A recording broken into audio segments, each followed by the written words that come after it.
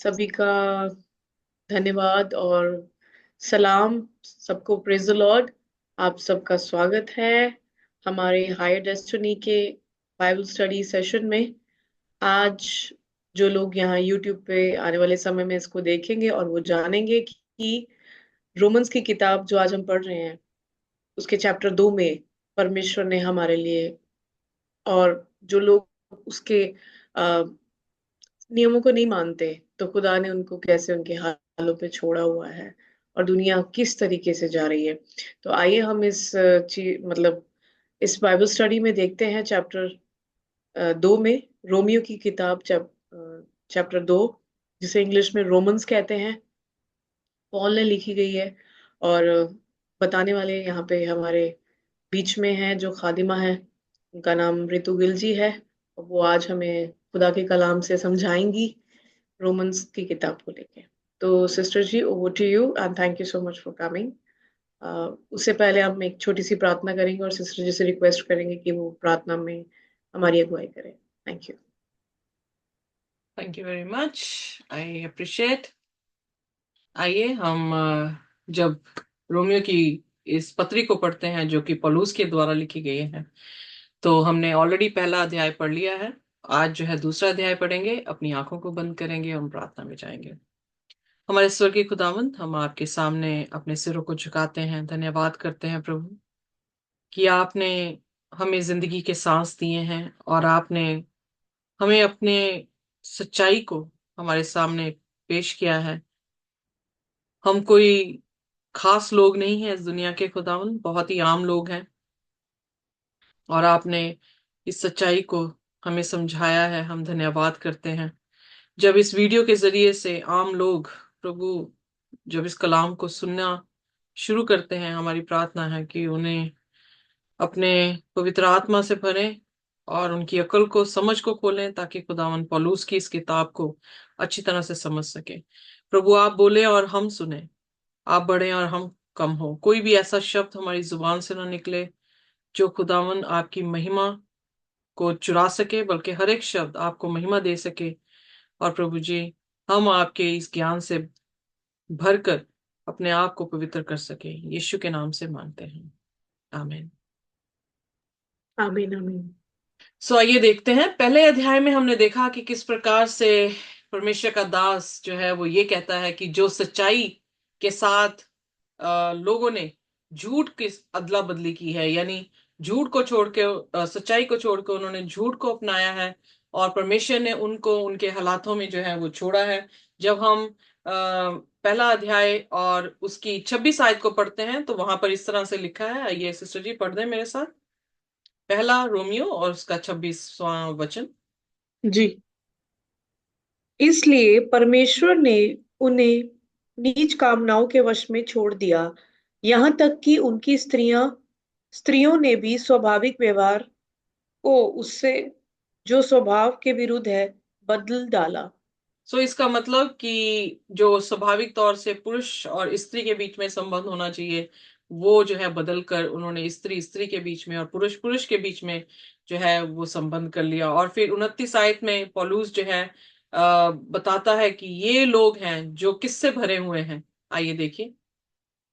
इसलिए वे सब प्रकार के अधर्म और दुष्टता और लोभ और वैर भाव से भर गए, और और हत्या और झगड़े और छल और ईर्ष्या से भरपूर हो गए, और चुगलखोर, बदनाम करने वाले, परमेश्वर से घृणा करने वाले, दूसरे का अनादर करने वाले, अभिमानी, ढींग मार, बुरी बुरी बातों के बनाने वाले, माता पिता की आज्ञा ना मानने वाले। सो यहाँ पर हम देखते हैं कि जिन्होंने सच्चाई को छोड़ दिया है और झूठ को अपना लिया है, परमेश्वर ने उनको उनके ही झूठ में रहने के लिए उनको छोड़ दिया। और उनका झूठ उन्हें कहाँ तक लेकर गया, हमने ये सारे जो है जो कि शरीर के काम हैं उनके नामों का जो है वो जिक्र यहाँ पर किया गया है।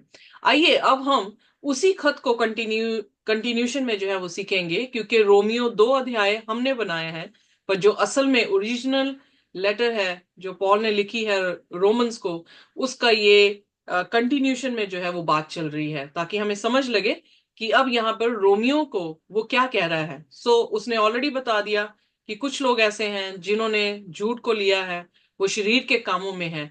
अब देखें कि वो पहली आयत से उसके बारे में क्या कह रहा है। परमेश्वर का न्याय।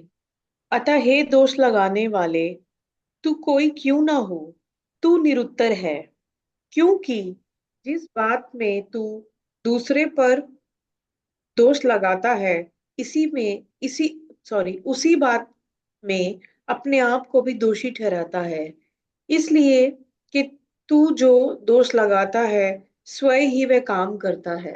ओके, सो यहाँ पर जो शरीर के काम करने वाले हैं उनके बारे में बात करता हुआ देयरफॉर, मतलब वो अब उसका निचोड़ कर रहा है। उसे कह रहा है कि you have no excuse however you are, तुम्हारे पास कोई भी एक्सक्यूज नहीं है। जब हमने पहला अध्याय अध्याय पढ़ा तो वहां पर भी वो ये कह रहा है कि जिनको खुदा का गॉस्पेल नहीं मिला उनके पास कोई एक्सक्यूज नहीं है, क्योंकि सृष्टि जो रची गई है, जो क्रिएशन है, उससे उन्हें मालूम पड़ता है कि कोई ना कोई क्रिएटर है।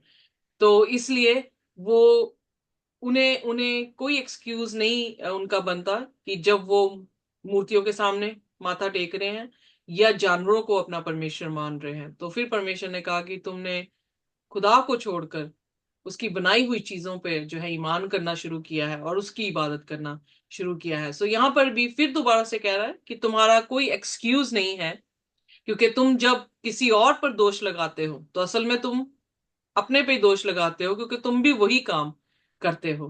फिर उसके बाद आगे दूसरे वचन में, जी, हम जानते हैं कि ऐसे ऐसे काम करने वाले पर परमेश्वर की ओर से ठीक ठीक दंड की आज्ञा होती है। ऐसे ऐसे काम करने वाले कौन से, जो भी हमने पढ़े हैं, जो कि 29, 28, 29 और 30 में पहले अध्याय में हम देख रहे हैं कि उसने सारी की सारी लिस्ट जो है वो बना दी है। अब जी यहाँ जी। पर उसी चीज को पॉइंट आउट या रेफर करता हुआ कह रहा है कि खुदा का दंड उनके लिए जो है वो पड़ा हुआ है या उन पर पड़ेगा जो ऐसे ऐसे काम करते हैं। तो आइए आगे। तीसरा, हे मनुष्य, तू जो ऐसे ऐसे काम करने वालों पर दोष लगाता है और आप वे ही काम करता है, क्या ये समझता है कि तू परमेश्वर की दंड की आज्ञा से बच जाएगा? तो यानी क्या? अगर हम्म, मैं झूठ बोलती हूं तो मैं कैसे आपको कह सकती हूँ कि आप झूठे हैं? क्योंकि हम्म, अगर वो झूठे हैं तो हम भी क्या हैं? झूठे हैं। तो फिर अगर उन पर दंड है तो मेरे पर भी दंड दंड है। तो इसका मतलब ये नहीं कि खुदा यहाँ पे पक्षपात करेगा कि मैं क्रिश्चियन हूं और सिस्टर प्रविंदर आप जो थे वो क्रिश्चियन परिवार में पैदा नहीं हुए, आपने झूठ बोला तो ये पाप है, और रितु ने जो कि क्रिश्चियन फैमिली में पैदा हुई है उसने झूठ बोला तो वो पाप नहीं। ऐसा हो सकता है? नहीं नहीं। नहीं। खुदावन किसी का पक्षपात नहीं करता। अगर हमने व्यवस्था तोड़ी है, अगर हमने झूठ बोला है, तो फिर हम दूसरों पे जज क्यों कर रहे हैं? क्योंकि इसीलिए यीशु मसीह ने कहा तू अपने भाई के तिनके को देखता है, पर अपने आंख का लट्ठा तू नहीं देखता। नहीं देखता। इसका मतलब ये हमारा पापी स्वभाव है कि हम अपने पाप को नहीं देखते, हम अपने भाई के पाप को देखते हैं। तो यहाँ पे कह रहा है कि तू कैसे दोष लगा सकता है। इसीलिए यीशु मसीह ने मती उसके साथ उसकी पहली आयत में लिखा दोष मत लगाओ, ऐसा ना हो कि तुम पर भी दोष लगाया जाए। अगर ये हुक्म उन पर तुम लगा रहे हो कि वो झूठे हैं, तो वो हुक्म तुम पर भी लगेगा और तुम भी झूठे पाए गए, तो दंड तुम पर भी उतना ही जो है प्रभु यीशु मसीह का आएगा। आइए देखिए अब उसके चौथे वचन में। क्या तू उसकी कृपा और सहनशीलता और धीरज रूपी धन को तुच्छ जानता है? क्या ये नहीं समझता कि परमेश्वर की कृपा तुझे मन फिराव को सिखाती है? आमेन। यहाँ पर क्या है कि अगर परमेश्वर चुप है, अगर परमेश्वर ने जो है हमें अभी तक जज नहीं किया है या अभी तक हम पर दंड नहीं दिया है, अगर वो हमें सह रहा है, अगर उसकी दयालुता अभी तक है, तो क्या ये क्या है? चीप है? या उसको आप क्या कहते हैं, शब्द क्या लिया गया है सिस्टर जी, प्लीज हिंदी में बताएं।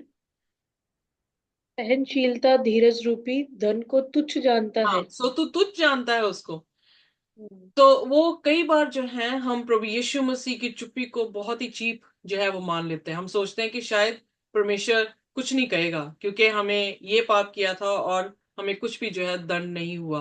पर वो सहनशीलता इसलिए रख रहा है ताकि हम एक पॉइंट पर आकर अपने पापों से जो है वो पश्चाताप करें। जब हम दूसरा पत्रस और उसका तीसरे अध्याय में थे, तो तब वहां पर भी हमने यही देखा कि जब उन्होंने ठट्ठा किया, या स्कॉफर आएंगे अंत के दिनों में ये कहेंगे कि प्रभु यीशु मसीह की दूसरी आमद का इंतजार, वो प्रॉमिस जो है वो कहां पर है, तो वहां पर भी पतरस क्या कह रहा है कि खुदा इसलिए डिले कर रहा है ताकि कोई नाश ना हो, बल्कि सब क्या करें, तौबा कर लें।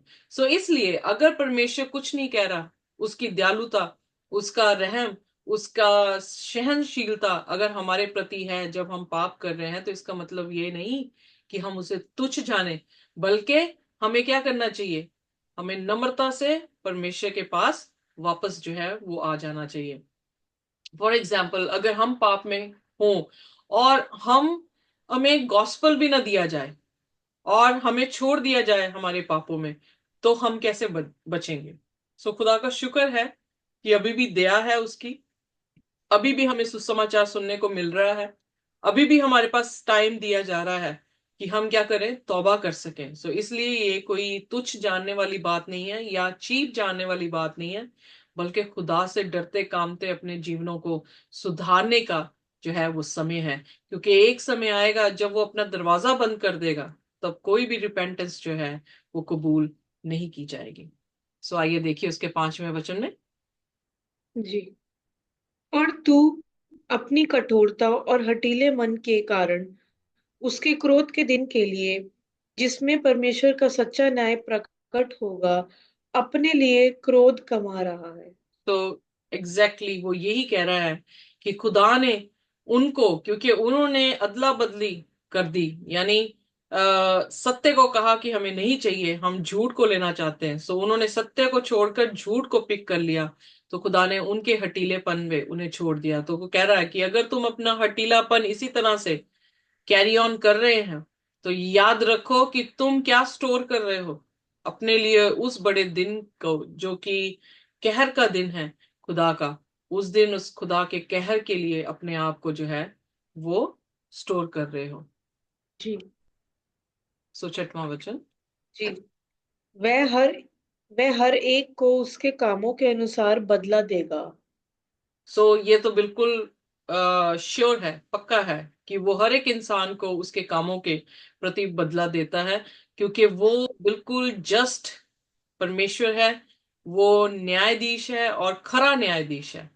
बाइबल में लिखा, प्रकाशित वाक्य उसका 22 और उसकी 12 आयत में, देखो मैं जल्द आता हूं और मैं हर एक को उनके कामों के अनुसार बदला देता हूं। सो यहाँ पर भी पौलुस जो है दूसरे उसकी 6 आयत में कहता है कि परमेश्वर हमारे कामों का बदला हमें देता है। और किस तरह के काम है, उसने दो तरह के कॉन्ट्रास्ट, मतलब दो तरह के कामों को कॉन्ट्रास्ट में दिखाया है, डिस्टिंग्विश किया है, जिससे हमें पता लगे कि हम किस ग्रुप में जो है वो फिट हो रहे हैं। आइए देखिए 7वां वचन। जो सुकर्म में स्थिर रहकर महिमा और आदर और अमरता की खोज में है, उन्हें वह अनंत जीवन देगा। पर जो विवादी हैं और सत्य को नहीं मानते, वरन अधर्म को मानते हैं, उन पर क्रोध और कोप पड़ेगा। तो यहां पर उसने दो क्लासेस को डिस्टिंग्विश कर दिया। हर एक को अपने कामों से इनाम दिया जाएगा, कुछ को हमेशा का जीवन और कुछ को हमेशा की मौत। पर जीवन किसको मिल रहा है, जो कि भला काम कर रहा है और फिर महिमा, आदर को, आदर के लिए, और इमोर्टैलिटी यानी अमरता के लिए। सो कहने का अर्थ है, अमरता कौन पहनने वाले हैं, जो स्वर्ग की बादशाह के खोजी हैं, जिन्होंने परमेश्वर के राज्य की खोज की है, उसकी महिमा को लिया है, उस अपने नंगेपन को जो है वो खुदा की महिमा से जो है वो ढांका है, अपने भले कामों से परमेश्वर की महिमा की है।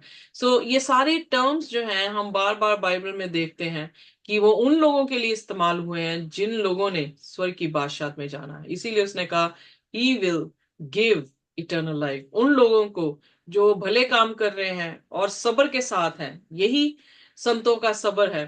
प्रकाशित वाक्य 14 उसकी 12 में लिखा है, ये संतों का सब्र है कि वो परमेश्वर की आज्ञाओं को मानेंगे और उसकी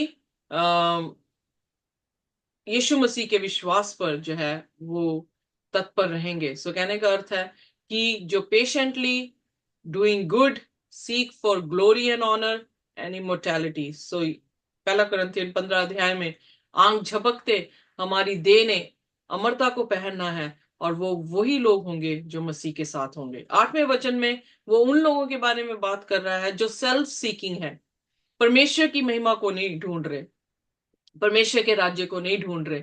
वो अपने आप में सेल्फ सेंटर्ड है, एक तरह के सेल्फिश है, अपने बारे में सोच रहे हैं। Who obeys not the truth, वो सत्य को उसकी जो है पीछे नहीं चल रहे हैं, बट दे डू विकेडनेस, पर वो जो है विकेडनेस या दुष्टता कर रहे हैं, और वो उस प्रकोप के भागी होंगे जिसमें खुदा का जो है वो काफी गुस्सा है।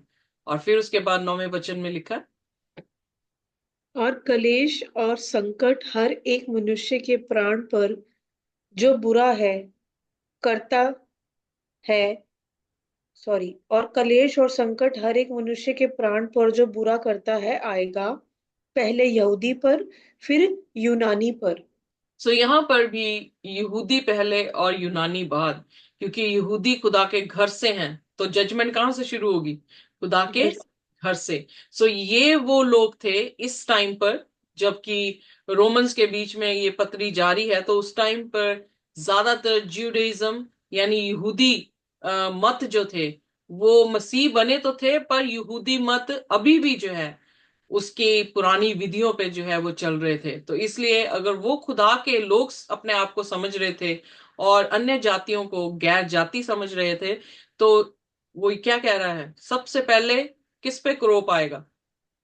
यहूदी, यहूदी, फिर उसके बाद यूनानी। यूनानी, जेंटाइल्स। जी। फिर अब 10वां वचन, परंतु महिमा और आदर और कल्याण हर एक को मिलेगा जो भला करता है, पहले यहूदी को फिर यूनानी को, तो क्योंकि हाँ जी, पर परमेश्वर किसी का पक्षपात नहीं करता। एग्जैक्टली खुदा किसी भी तरह से पक्षपात नहीं करता है। कुछ भी वो करेगा, कैसा भी इनाम देगा, उसके प्रिंसिपल वही है कि वो अपने घर से क्या कर रहा है, जजमेंट शुरू कर रहा है। अपने घर से जो है वो इज्जत और महिमा जो है वो देगा। अगर हम देखें प्रकाशित वाक्य 22 अध्याय में और 21 अध्याय में, तो हम पाते हैं कि जो नया यरूशलेम है उसकी फाउंडेशन उसकी अपोस्टल के नाम जो है वो लिखे हुए हैं। सो किससे पहले शुरू हुआ? इज्जत भी किससे शुरू हो रही है?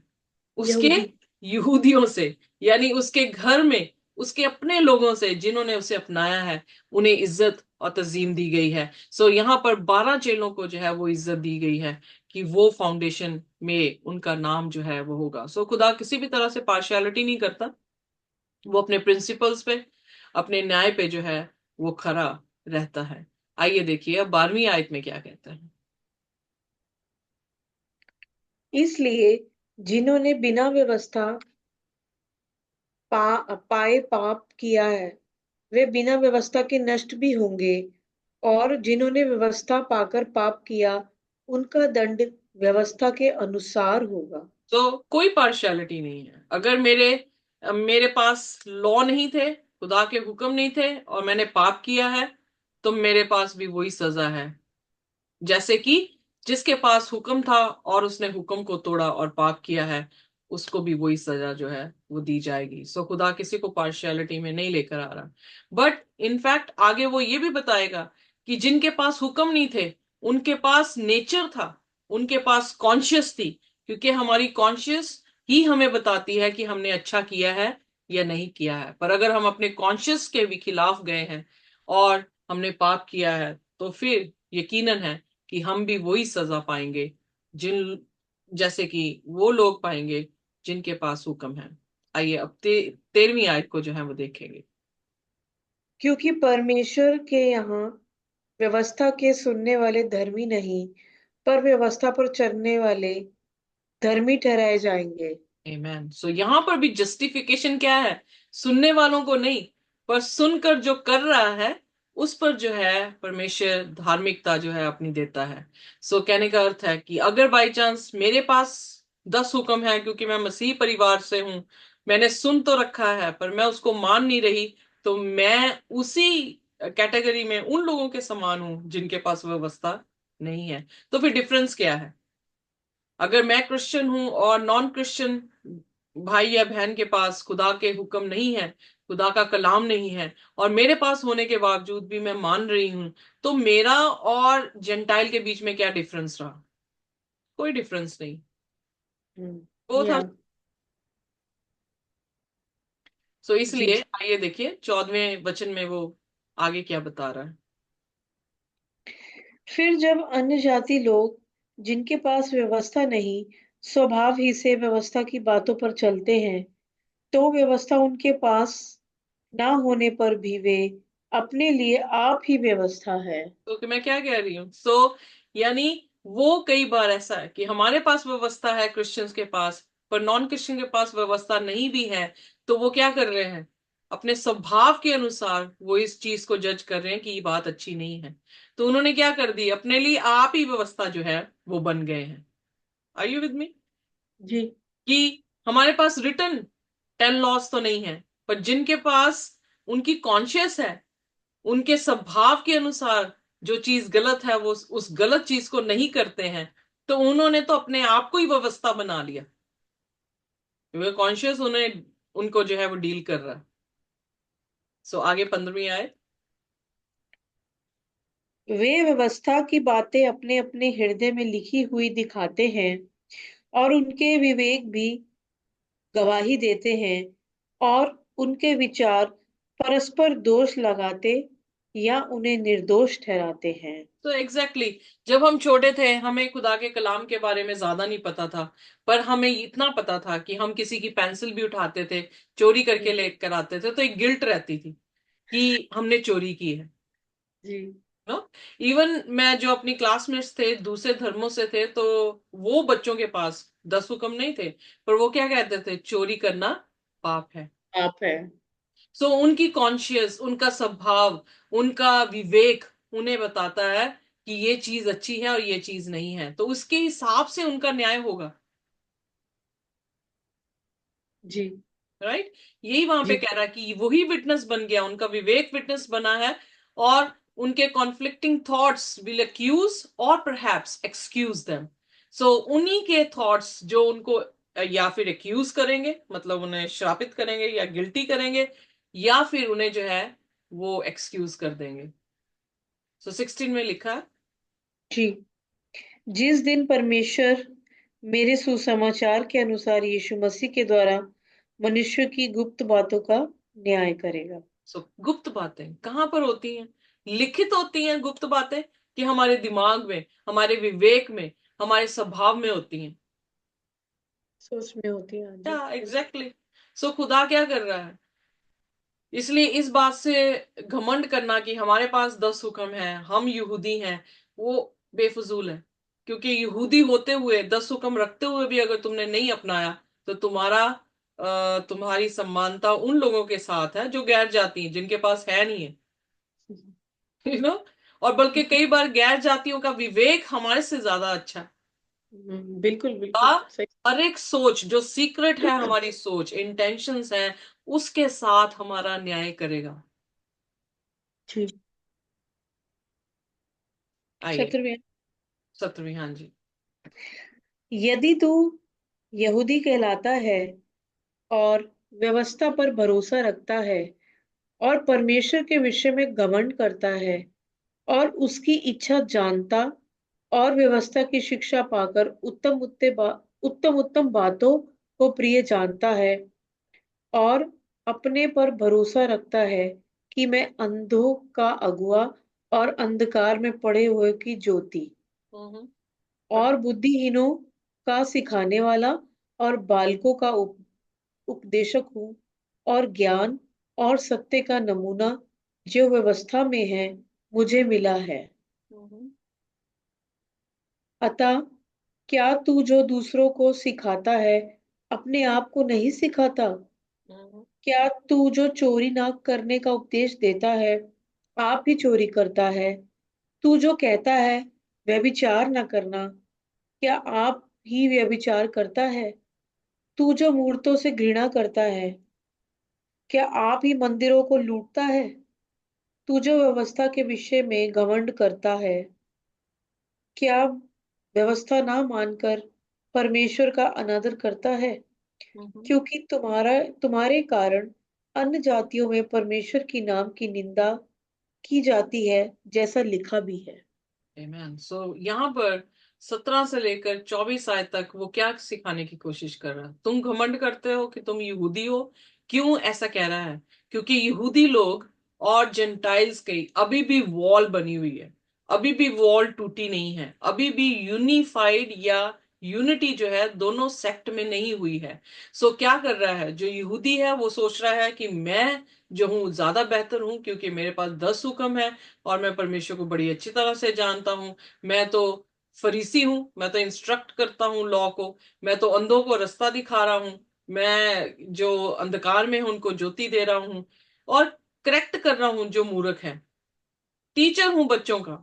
सो अपने वही वही बात जो हम सीख रहे थे फिलिपियों के 3 और 4 अध्याय में, तो वहां पर भी क्या कह रहा है कि अगर उपलब्धियों की बात करो तुम, तो मेरे पास भी बहुत सारी हैं।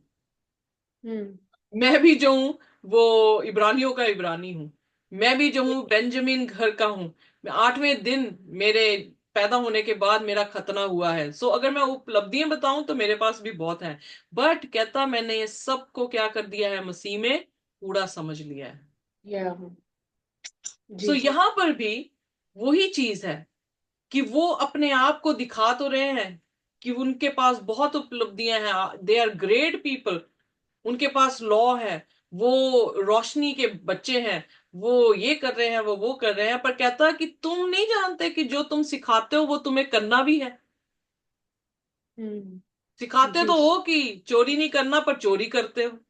सिखाते हो कि व्यभिचार नहीं करना, पर व्यभिचार करते हो। मूर्तों से घृणा करते हो, पर जाके मंदिरों को लूटते हो। तो तुम में क्या अच्छा है? तुम्हारे इन्हीं कारण, कामों के कारण परमेश्वर की निंदा गैर जातियों में होती है, क्योंकि तुम कहते जी। कुछ हो और करते कुछ हो। पूछो। सेम चीज जीसस मती उसके 23 अध्याय में भी जो है पक्की फरीसियों को कह रहे हैं, तुम चूना चूना फिरी हुई कब्रें हो, कब्र पर हो। अंदर से क्या हो? बदबू मारते हो। तो यीशु मसीह ने उन्हें हिपोक्रेट्स वहां पर कहा है, और सांप के बच्चे करके जो है उन्हें बुलाया है, और फिर अंत में जो है उसे कहता है कि मैं तुम्हें तुम्हारे हाल पर छोड़ देता हूं। छोड़ दो। यीशु मसीह को भी वो क्या कह रहे हैं? ये शैतान की तरफ से है। हम्म। यीशु मसीह को कह रहे हैं इलिजिमेट चाइल्ड, यानी जिसका बाप का पता नहीं है। सो खुदा उनके बीच में डेरा किया, पर उन्होंने यीशु मसीह को अपनाया नहीं। तो यूना एक साफ साफ जो है बताता है, वो अपनों के बीच में आया और उसके अपनों ने उसे अपनाया नहीं। सो उसी तरह से यहां पर भी जो वॉल है, बैरियर बन गया है। मैं यहूदी हूं, तू यूनानी है, मसीह में हम सब क्या है? एक है। जी जी। इसलिए वो यहाँ पर रोम रोम की कलीसिया में ये जो मसला है कि अभी भी दीवारें हैं और अभी भी सोचते हैं कि हम लॉ कीपर्स हैं, तो उनको ये समझा रहा है कि वो क्या हुआ, तुम्हारी महानता नहीं हुई, क्योंकि तुम हेरर हो, सिर्फ सुनने वाले हो, चलने वाले नहीं हो। सो इस कारणवश तुम गैर जातियों में जो है परमेश्वर के नाम की निंदा करते हो।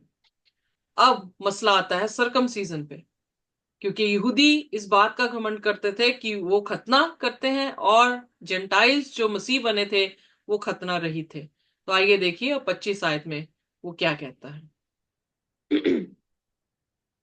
यदि तू व्यवस्था पर चले तो खतना से लाभ तो है, परंतु यदि तू व्यवस्था को ना माने तो तेरा खतना बिन खतने की दशा ठहरा।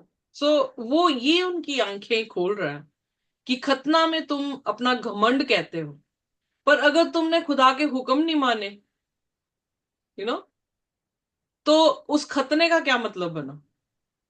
खतना भी क्या हो गया? खतना रहित। क्योंकि तुम कहते तो हो खतना करो, पर तुम्हारे दिल तो अभी पाप से भरे हैं, अभी भी नफरत है, अपने जेंटाइल्स भाइयों के साथ अभी भी दीवार खड़ी कर रखी है तुमने, तो फिर उस खतने का क्या हुआ? क्या फायदा है? वो खतना तो क्या हो गया? खतना रहित। तो उसके बाद 26 आयत में,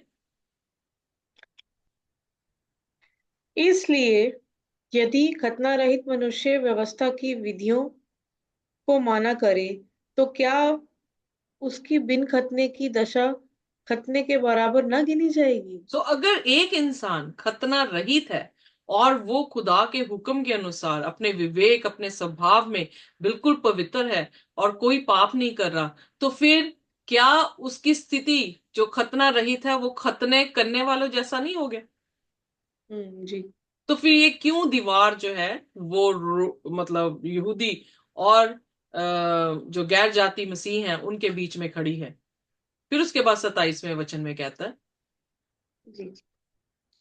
और जो मनुष्य शारीरिक रूप से बिना खतना रहा, यदि वे व्यवस्था को पूरा करे, तो क्या तुझे जो लेख पाने और खतना किए जाने पर भी व्यवस्था को माना नहीं नहीं करता है, दोषी न ठहराएगा? तो एग्जैक्टली उसने दो चीजें खड़ी कर दी। जो खतना किए बैठे हैं और व्यवस्था तोड़ रहे हैं, वो क्या हो रहे हैं? कंडेम होंगे।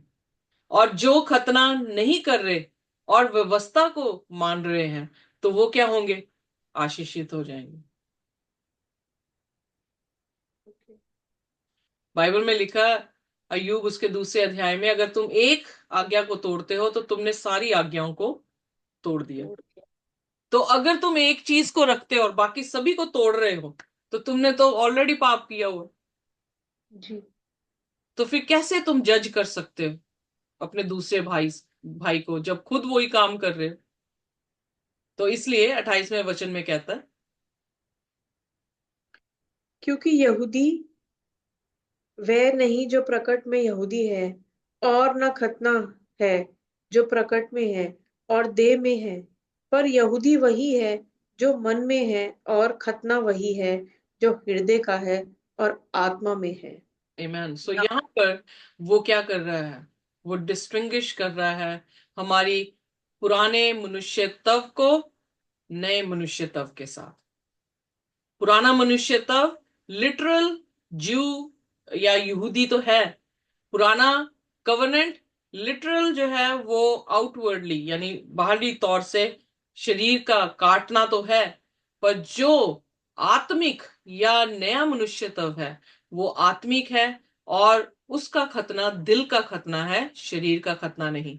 वो बाहर से नहीं बल्कि अंदरूनी तौर से जो है उसका बदलाव होना जरूरी है। अगर और मैं बचपन से क्रिश्चियन हूं, इसका मतलब ये नहीं कि मैं स्वर्ग की बादशाहत में जाऊंगा, जब तक कि मैं अंदर से क्रिश्चियन नहीं हो जाती। यानी मैं क्राइस्ट को फॉलो कर रही हूं, पर जब तक क्राइस्ट अंदर नहीं आ जाता, तब तक मैं नया मनुष्य नहीं हूं। क्या सो ऐसे ही हाँ जी, पढ़ दें। ऐसे की प्रशंसा मनुष्य की ओर से नहीं, परंतु परमेश्वर की ओर से होती है।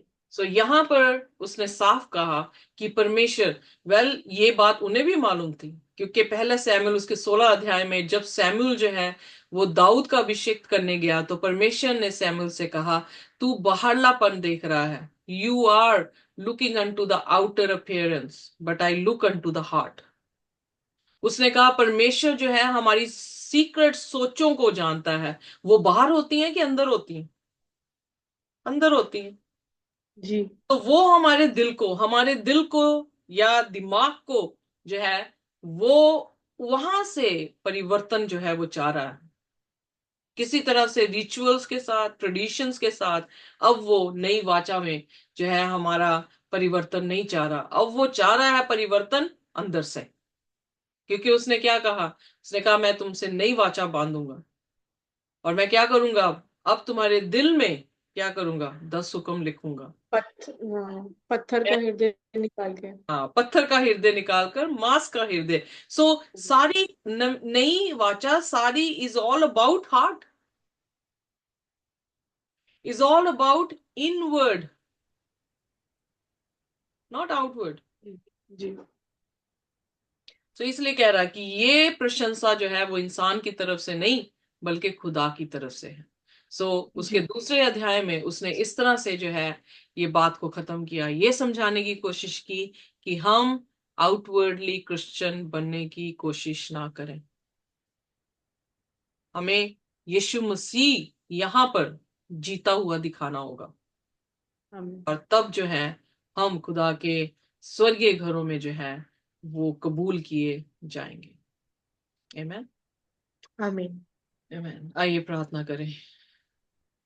हमारे स्वर्गीय खुदावन, सचमुच में आपका कलाम महान है। आपका कलाम हमारी अंधकार की जिंदगी में रोशनी देता है। और यहाँ पर पौलुस जो हमें सिखा रहा है खुदावन, हम उसे सीख गए हैं कि हम एक दूसरे पर दोष ना लगाएं। हम अपने ही इनवर्ड, अपने अंदरूनी इंसान को बदलें, और हम नए मनुष्य तब को पहने ताकि खुदावन आप हमें ग्रहण कर सकें। दुनिया में हम ऊपरली तौर से मसीही दिखा सकते हैं अपने आप को, पर खुदावन तू अंदर के मसीह को प्यार करता है और हमारे साथ बसना चाहता है। ये देह तेरा मंदिर है और तेरा आत्मा इसमें वास करता है। प्रभु, हम अपनी देह को आपका मंदिर बनाना चाहते हैं और आपसे इल्तजा करते हैं कि आप हमारी दिलों में आए और वास करें और हमें आशीष दें। इस प्रार्थना को यीशु के नाम से मांगते हैं, आमीन। आमीन। आमीन। Thank you so much sister ji. Praise the lord. खुदा हमें अपनी शांति और उसके अनुग्रह से जब तक वो आना जाए इसी तरह से भरता रहे। आमीन। Thank you.